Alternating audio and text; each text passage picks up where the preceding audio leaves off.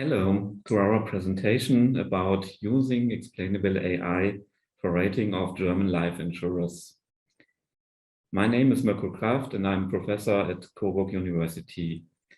Our presentation is a joint work with Holger Bartel from RealRate and Jochen Leiter, also from Coburg University. We will talk about German life insurers, and it's not easy to assess the solvency or financial position of German life insurers. If you would like to have a rating of a German life insurer, it might be very complicated to look in the balance sheet or in other publication of life insurers.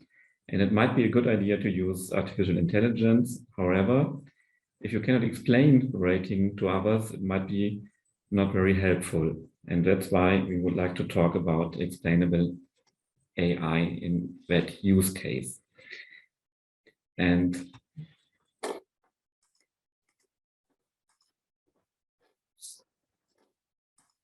I would like to give an overview, a short overview of what we are doing. And if we say what we are doing, I would like to do the first part, and I would start with an introduction and go a little bit deeper in the area of explainable AI, and would like to talk about XAI on a technical level, on an ethical level as well. And after that, Holger will take up and will talk about the use case of ratings of German life insurers, and at the end we will give a summary. Okay, let's start with introduction. And as I mentioned, there's an issue, and if you use AI for decision making, of course, AI is a very practical, viable tool to facilitate decision making. However, there are some ethical problems in the use of AIs, and of course, you have to look at some aspects. And one of these aspects is, for example, explainability. And the issue is very prominent, I would say, in the case of if you use black box analysis models. And black box models means, for example, machine learning models. And of course, at the moment, they provide very good predictions.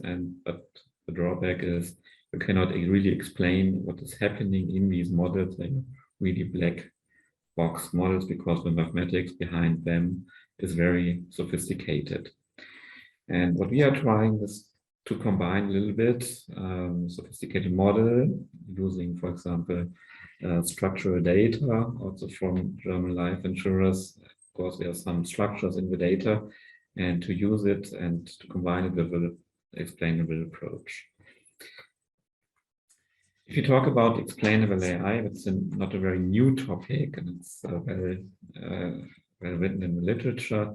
And just to give a short overview of explainability, of course, you can differentiate between ex post explainability and ex ante. Let's start with ex post. And if you see here, if you have black box models and you would like to try to explain them after using it, it might be very complicated, and you might need also a secondary surrogate model, for example. But if a second model is also a black box model, it's not very helpful to explain, because you can explain the second model. Of course, you can have much more a better understanding of the results, but you cannot really explain them. And the other approach is to have ex ante explainability, and it might be in the case of so-called white box models.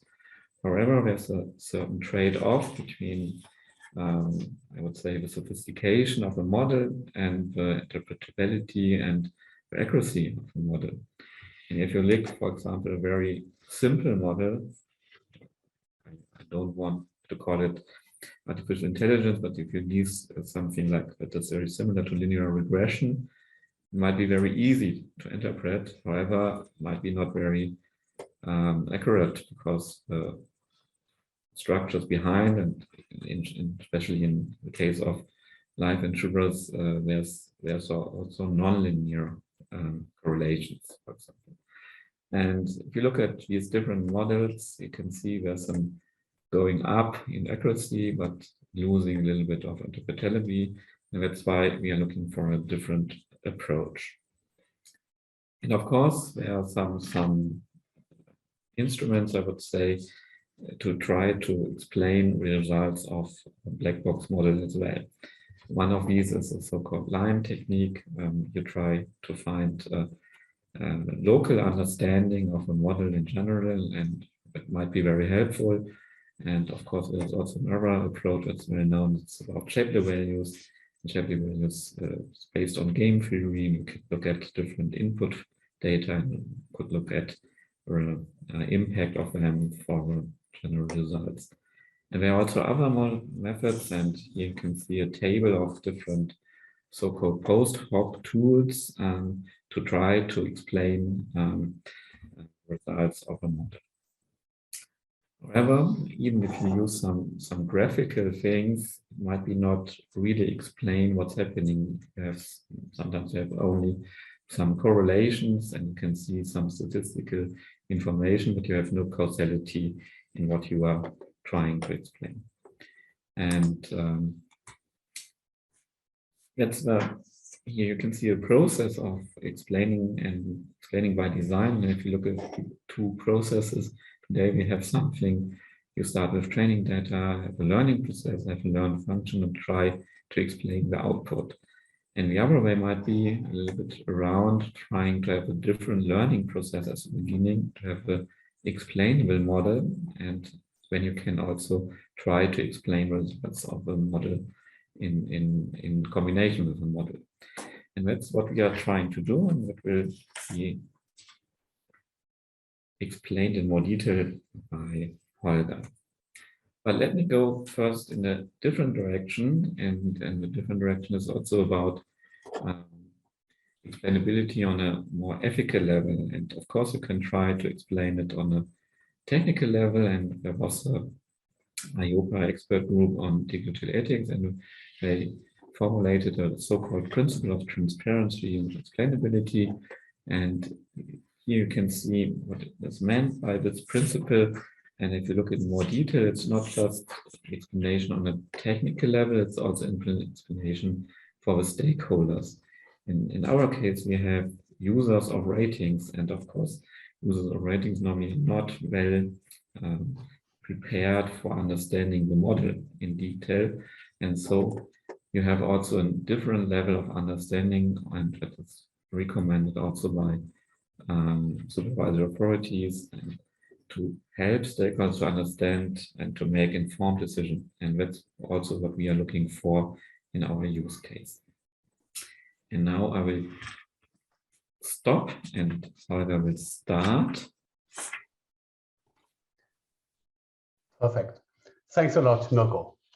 So now we would like to give you a real-world, real-life example of how explainable AI models could be used in practice. And we applied our technique to rate all 60 German life insurance companies. The model we are using is a hybrid model. So it's a mixture of a classical neural network and an expert model. The expert model is like a set of equations, finally computing what we call financial strengths. And what we do right now is a financial strengths rating. So some of the data we will be using in our holistic solvency business model approach is external data. For example, we have the published annual reports, and we have the balance sheet, and we have the income statement or the profit and loss statement. So these are observable variables used as an input into our model. And you know, they are audited, so that's high quality data, although it's not really high frequency data, we just observe them once a year. So that's a rare event. On the other hand, we have internal data. So these are like key figures being computed by our expert model. A statistician would call it, it's latent data. So it's not observed, but it's being computed. And indeed, you could attach a name to it so you could interpret the key figure and this neuron in the neural network, making it explainable. By the way, Mirko has been mentioning some post hoc techniques to explain models. We will not use them. Instead, we use explainability by design. So it's indeed the structure we impose on the model to ensure it is explainable afterwards. By the way, German life insurers indeed are one of the most complicated companies you could ever analyze, because they have a quite complicated business model and there are severe non-linearities. For example, the surplus participation mechanism leading to guarantees and options. So what we have is a structure with a causal logic. I will zoom into this graph later on a bit more, but what you can see is on the very top, we have the input variables from the balance sheet and from the profit and loss statement, and then we are computing some figures. So like red passes are being created and green passes are moving on here. So this will finally yield explainability. And the last variable in this diagram, this is what we call the economical capital ratio, the financial strength we are finally computing. Okay. As you can see, we impose quite a lot of structure on this network. This is why we will call it a structural neural network, SNN. And indeed, the structure really comes from the missing connections. So for example, you see some variables are not connected. This is unlike in a deep neural network where you have quite a lot of layers and everything is connected to everything else.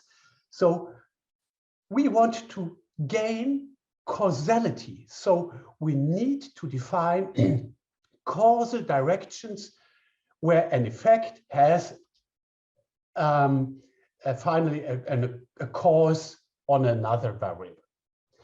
Since we have so many restrictions here, we are even able to use just small data. Of course, we can use it with big data, but we even can use it with small data. We just get 60 annual reports once a year, and each annual report has like 100 key figures. So it's not like hundreds of thousands or millions of figures you normally have. Normally you have like in computer vision or self-driving cars, every second you get 100,000 data input. So that's quite a difference. But maybe self-driving cars is a good example. You might have heard the fatal accident in the US where a self-driving Uber hit a bicycle driver and she died. So everyone was wondering why. Normally neural networks make quite good decisions, but it still is a black box. We can't understand what's going on within the network. So we want to make it explainable by design and making the black box to a white box. Okay, so this is the structural neural network we have here. From a technical point of view, it's very closely related to deep neural networks. So it's still an optimization problem. And of course, it's a highly non-linear optimization problem. So we are minimizing sum of squared errors and using backpropagation algorithm. Everything else is same, but it is explainable. Now let's have a look into Allianz Life. So this is the start of the graph. On the next slide, I will show you the second part of the graph. Allianz, for sure, is by far the biggest life insurance company in Germany. However, being big does not automatically mean at the same time that it always will also be the strongest company. Let's have a look. So we have here green nodes. And what you see now is I will interpret this brain. The graph is like a neural network brain, and every neuron has its own name. For example, we have a green node here, meaning this is a comparative advantage of Allianz Life compared to the market average. So Allianz has quite a low technical interest rate. So the level of guarantees they gave is lower compared to the market average.